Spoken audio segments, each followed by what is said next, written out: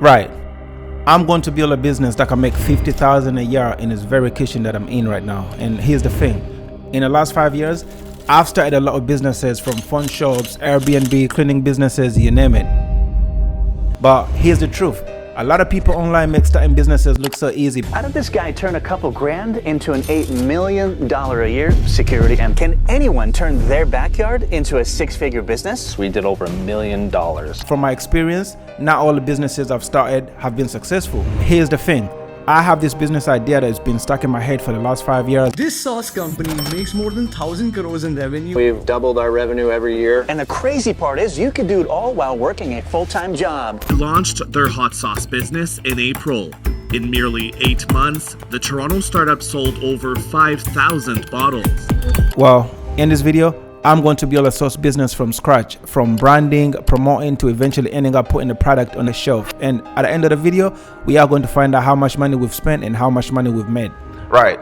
I know a lot of you watching this are going to be like, but Yusuf, why sauce? Well, this is not a brand new idea. This is an idea that I've had for over 5 years. It was me and my friend. Yep, meet Khadija. My name is Khadija, and I've always had a passion for cooking since I was young. Me and Yusuf came up with this idea since we was in university, and pretty much we've stepped on this idea for so long that we decided that maybe it's finally time to put my skills of cooking and his skills of business and actually build a business that we can start together. So we spent some time brainstorming ideas and coming up with different names to call a business, and we came to a conclusion that a lot of the companies or the brands that make sauce, the names they have, the brand is around the person that actually makes the sauce. Let me explain. These brands like Uncle Ben, Levi Roots, or Auntie Jemima have all called their brands their actual government names, and obviously we wanted to call it Khadija Sauce. We felt like that was such a long name, so we just made it short and say Khad's Sauce. But there's a recurring pattern with all these brands. Their logos are face mascots of genuine people or their founders. Yep, so we decided Khadija's face was going to be the face of the brand. The only thing that was left was to do is jump on Fiverr and hire somebody to design the logo for us. Right, so as we wait for the logo to come back from Fiverr, I thought I'd talk about the legal requirements. As you know, we're going to be making food, and there's always a bunch of legal requirements that we have to abide with, and one of them was passing the food allergen intolerance training assessment, and this was passed on the 24th of January 2022. And we also needed to do a hygiene inspection. This is where the council sends somebody, they inspect the kitchen and obviously give it a rating out of 5, and we have done that. Yep, with all the legal requirements out the way, it was time to focus on branding. The logos came back from Fiverr, and this is what it looked like. I actually like it. Like, I think we put her in a chef's jacket. The face is a little bit off, but I think it's perfect. Yep, the logo cost £70, and when I was done, I started designing the labels that were put on the jars, and I printed 100 units, and this is how it came out. We went for ones with like a matte finish, so it's a little bit, we paid some proper attention to these. But we spent £56 for 100 labels, and we also got stickers to put on top of the lid to show the expiry date, and that cost £7.50. I then jumped on Amazon, ordered 100 jars, and this is what they look like. Right, so we've just got the jars, and these are 100 jars. I think we paid about £74 or something, and I'm gonna show you what they look like.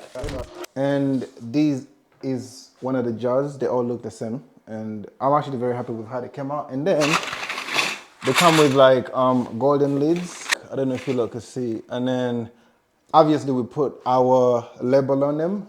So what we're gonna do now is give all of them a rinse, because obviously we can't just start putting sauce in them. We have to make sure they've been washed. So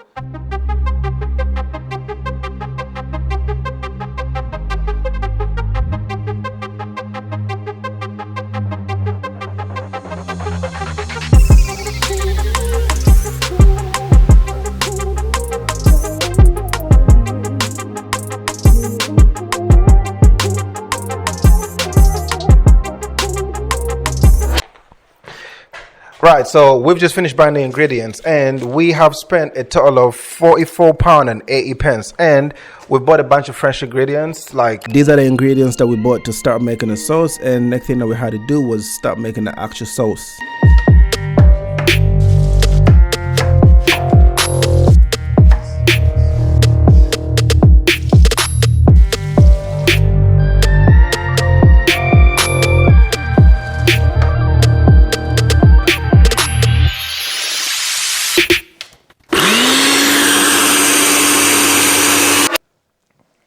first jar. Correct, Or Cad's jar marinade. At this point, all we had to do was rinse and repeat the whole process for a couple hours. Time is 2:28. I think it's been like 2 hours since we started, and we've only made like 9 jars. Yep, while Khadija was making the sauce, I started putting labels and plastic wrappings on the lids. At this point, we had our 50 jars done, and then we started putting the labels on.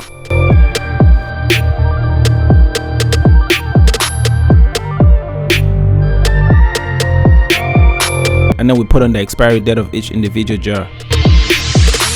Right, so time is 12:30, and we've basically finished everything. We have put the labels, the stickers, we put an expiry date on the stickers, we put the plastic seals, and it proper looks like a sauce that is ready to actually go. And we have done all of that for 50 jars.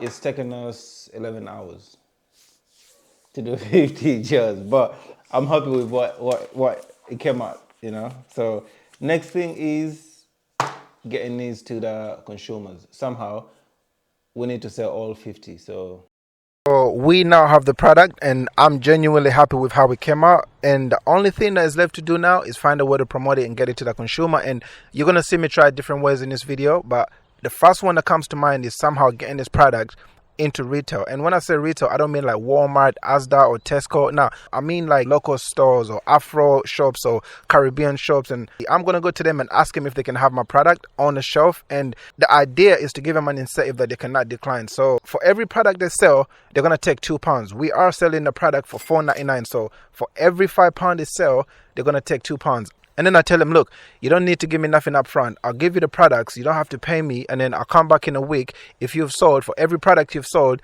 you take £2. Yep. After practicing my sales pitch a couple of times, I went into the first local shop, and this is how it went. Hey, mate. How are you? Me and my friend have started a company, and we're making sauce. And I'm on a campaign where I go to local businesses and see if I can get our product on the shelf. Call the third number. This is the boss, yeah? Call the third number. This one, yeah? Yes. Yep, I took that as a code for we're not interested, so I went to the next shop. Hey man, how are you? Yep, I did my same usual sales pitches before, and this happened. Yourself, you basically keep £2, so there's no loss for the business. You don't have to pay me today, nothing. I just give you 5 units, and if you sell one, that's £2 each that you sell. The person who's supposed to buy it is not here. Right. Yeah, The target market. It's not here. Oh, the owner of the place is not here. Yeah, it's not here at the moment. Yep, I felt like there was a pattern. The reason why they kept saying, oh, the boss is not here, come back tomorrow, and all of that is because they was not interested in taking the product. Right, is there somebody I can speak to? Basically, me and my friend make sauce, and I'm going to local businesses and see if we can get our product in the store. You don't have to pay for it. What happens is we give you a few units, and we only get paid when you get paid, and you take £2 of every product that you sell. Yes, but we sell in European stuff. It's not gonna sell in here. Fair enough. I thought I would try anyway. Cause yeah, you can. Yeah, but here we just sell in European stuff. Okay, so this is not your kind of market. No. And now this is where the magic started happening. The next shop that I went to, yep, they accepted to put the product on the shelf. I genuinely couldn't believe it. £4, $3.99. Yeah, $3.99, and then you can take something instead of. Okay, that will display that silver. Okay, no worries. Thank you so much. Now, at this point, I was on a streak. I felt like I was on a winning streak. Like the previous shop said yes, and then the one that I went to after that also agreed to put the product on the shelf. Like, right, there's so many other ways I'm trying to promote the sauce, and I feel like I've done enough shops. Like, obviously, I'm gonna do more off camera, but as far as content is concerned, I feel like I need to move on to another way to promote the sauce. You have to show them. Yep, you guessed it. We try to sell a sauce at a local market. Yeah. You know, but yeah, no, I'm just nervous because we're selling something very different that not a lot of people sell in this sort of market. I don't mean to make you nervous. You got it. If when we get like a proper thing, we can sell at more good markets. Yeah. Yep, so we set up shop and put the sauce on display, as you can see, and the customers started coming, but as soon as that happened, you will not believe it. this happened. Right. So you're not actually allowed to sell food? Are you not? No. Because if you can get poisoned or something, that would be, you know, or... We have licenses. We're not allowed to sell food, or, like, there's certain things we're not allowed to sell, like, because we can get sued if someone got ill. Okay. Right, so for social media, we decided not to consider paid ads because we feel like a lot of times when people run ads for products, the product is unique, it's new on the market, it solves a problem, and it's a brand. Obviously, this doesn't do none of that, and it's in a very saturated market. So we thought, okay, right, the easiest thing that we could do is organic marketing. Yep, so we started shooting short form content for TikTok and Instagram, and the idea was to make videos like these. Everyone always asks me, Ashley, how do you change your tire? And I always say, I don't know. And my name's not even Ashley, it's Shania. But what I do know is that here at Al Zain, Are you waiting for that box to hit me? Well, I'm still waiting for you to sign up for our Stand Data Dream contest. Are you still waiting? And after a couple hours, this is what we came up with. Everyone always asks me, Linda, how do you change a tire? And I always say, I don't know. And my name isn't even Linda, it's Khadija. But what I do know is that Cad's sauce is the best jerk marinade on the market, and it is 100% vegetarian with using natural fresh ingredients, and you can find it on www.cadsauce.com. Are you waiting for that box to hit me? Well, I'm still waiting for you to buy Cad sauce. So, hurry up and buy it. Right, so this is a fun part that we've all been waiting for. How much money we've made, how much money we've spent, and what's the future for the brand moving forward. First things first, I just want to say all the selling bits of the challenge were done in 4 days, so I did not spend more than 4 days selling the sauce. So any sales that I'm going to show you were literally done in 4 days, and I'm saying this because I want to show you, look, there's so much upside to the business when we start spending months working on it. And this is one of the 3 brands that I'm going to try and grow this year. So if you lot want, I'm happy to give you a 3 months update on how the brand is going. Just let me know in the comment section. Now, this is the fun part. We've spent a total of £252.30, but that was the starting capital. But the operating cost for the business is only £45 because that's how much we need to make 50 jars. We plan to increase production down the line, but for now, we are going to be making 50 jars at a time. Out of the 50 jars that we made in this challenge, we have sold a total of, well, I'll break it down. I gave 2 shops 5 jars each, and the first shop managed to sell 3. The second shop managed to sell 2. That's 5 jars that were sold. And then I did run some social media campaigns. As you can see, I designed posters like that and a few more, and I managed to get 3 sales from that. And then we also sold a few to our friends and family, and we sold 5. So in total, we sold a total of 13 jars. But then again, that is in 4 days of work. That's 4 days of work. I just need you to understand that there's so much upside to the business when we start focusing on growing it. We think selling 13 jars in 4 days of work is actually impressive. Let us know what you think in the comment section. But moving forward, we want to use social media to create brand awareness and brand relevance, but then the actual work is going to be done offline. So we are going to go to a lot of food fairs and food markets, and we are going to focus on taking the sauces to as many local shops as we can. Literally, that's what we're going to do because obviously it's what has worked for us in this challenge. So we are going to double down on that.